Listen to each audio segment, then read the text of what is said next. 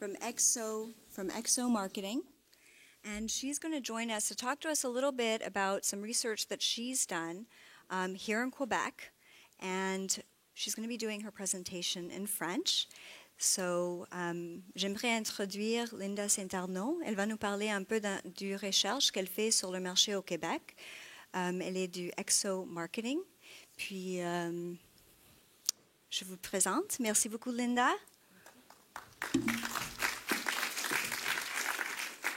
Donc, j'en suis à ma première présentation.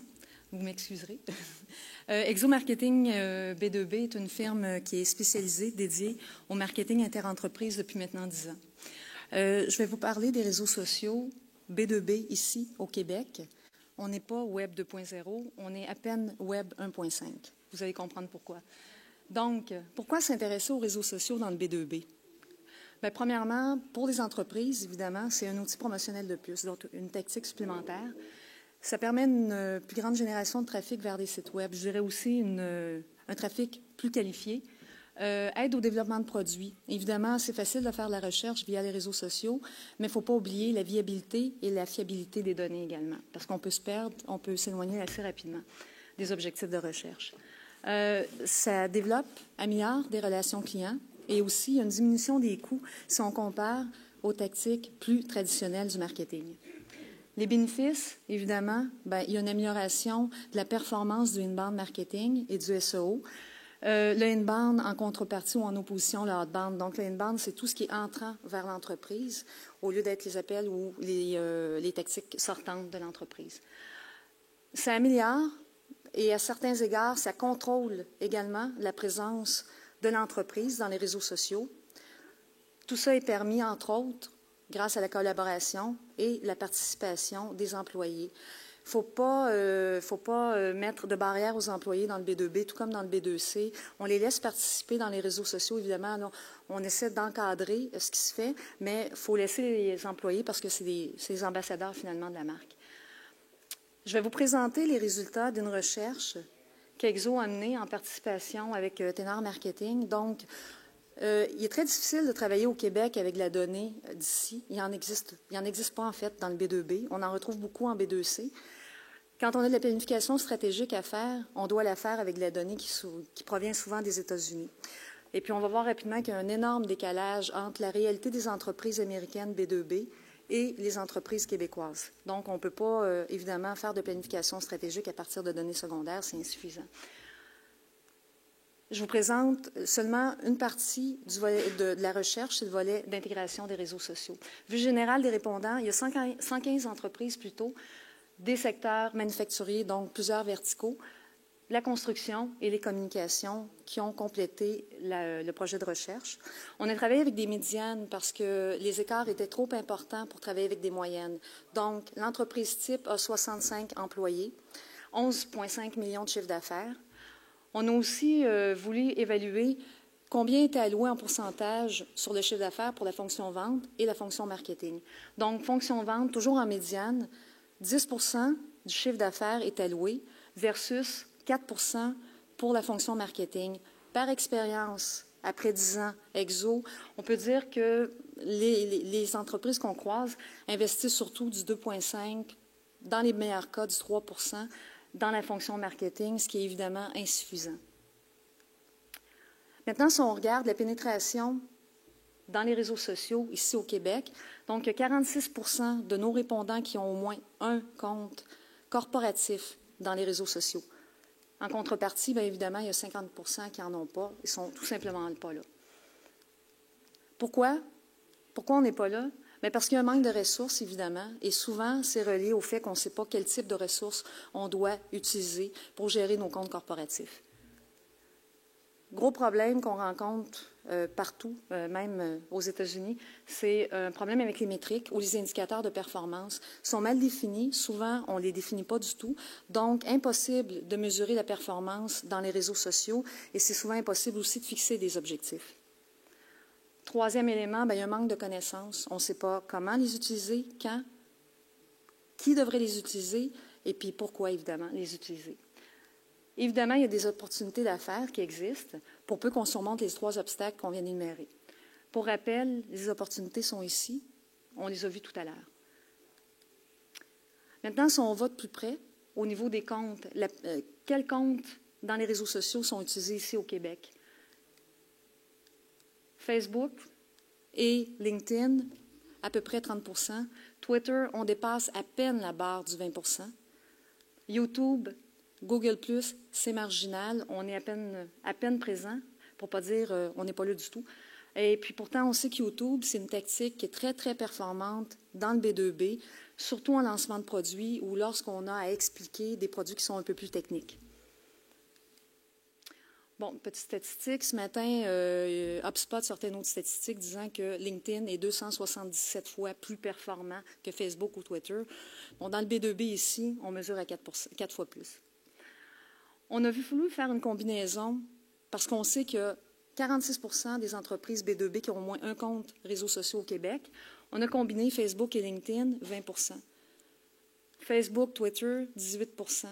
Et puis, si on étire un peu, Facebook, LinkedIn et Twitter, seulement 11 %, alors qu'on sait très bien qu'une présence multiple dans les réseaux sociaux est importante parce que les clients, les prospects, évidemment, ne sont pas regroupés seulement dans un réseau, mais dans plusieurs réseaux. Le Québec, les B2B québécoises exportent. Elles exportent sur le marché canadien. Je parle d'exportation canadienne parce qu'évidemment, on connaît les singularités du Québec. Donc, on est très différents. On peut parler d'exportation sur le marché canadien. On exporte, évidemment, en Amérique du Nord et à l'international.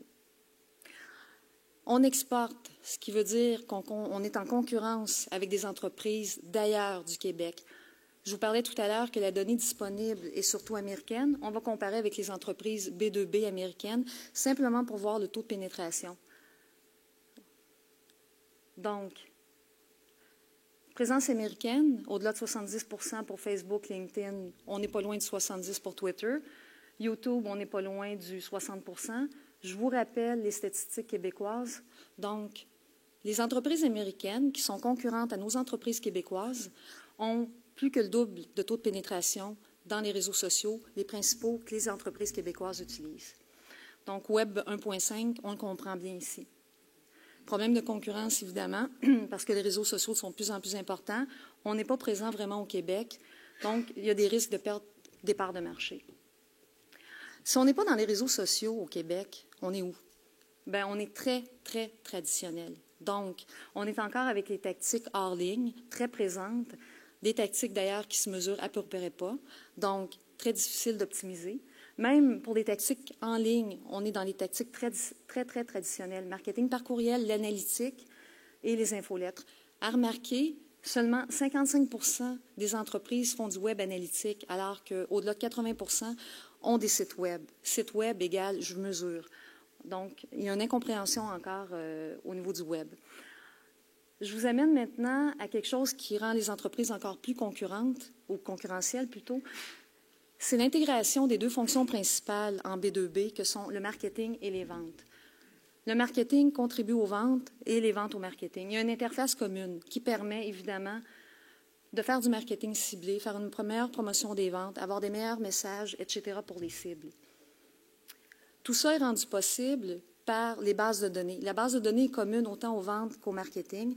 Les bases de données doivent être alimentées quotidiennement pour la récurrence, puis permettre une meilleure segmentation, un meilleur ciblage. Donc, le capital le plus important des entreprises, c'est définitivement ces bases de données, en autant qu'elles soient mises à jour, évidemment. Tout ça intégré dans un outil qu'on appelle CRM, que vous connaissez sûrement, donc Customer Relationship Management, ou en français, Gestion Relations Clients. On parle de CRM, mais on a déjà un pied dans le SCRM, qui est le Social CRM, donc l'intégration des réseaux sociaux au CRM. Par expérience, ici, chez Exo, on peut dire que les entreprises... Ah, juste avant, c'est vrai, au niveau des 115 répondants, on a sondé à savoir combien de répondants ont une force de vente articulée. 92 entreprises sur 115 ont une force de vente articulée. Sur ces 92 entreprises, seulement un tiers ont un CRM, donc l'outil nécessaire à la fonction vente et marketing. Sur ces 31 entreprises qui ont un CRM, seulement 60 % ont au moins un compte dans les réseaux sociaux. Donc, 18 sur 31. 61 entreprises, donc le 2/3 sont sans CRM, ce qui veut dire que les entreprises travaillent encore avec des fichiers Excel, des applications maison ou encore du papier. De ces 61 entreprises, seulement 22 ont au moins un compte réseaux sociaux, donc 36% de ces 61 entreprises. En conclusion, on peut dire chez Exo que les entreprises B2B, avec un CRM, avec une présence dans les réseaux sociaux, ont définitivement un avantage concurrentiel réel. L'intégration est importante dans le B2B et dans toutes autres formes d'entreprise. Chez Exo, c'est la base de notre modèle d'affaires. L'intégration se vit à 4 niveaux ou à 4 dimensions. Donc, l'intégration des canaux en ligne, hors ligne, expérientielle. Évidemment, l'intégration des technologies nécessaires si on veut mesurer, si on veut optimiser. Intégration des disciplines. On parlait de la discipline marketing ou la fonction marketing et vente. On intègre également les services ou les disciplines plutôt connexes au marketing stratégique. Et puis, l'intégration des 3 grandes familles de services reliés au marketing, c'est-à-dire planification stratégique, création des outils marketing et mise en marché. Je vous remercie.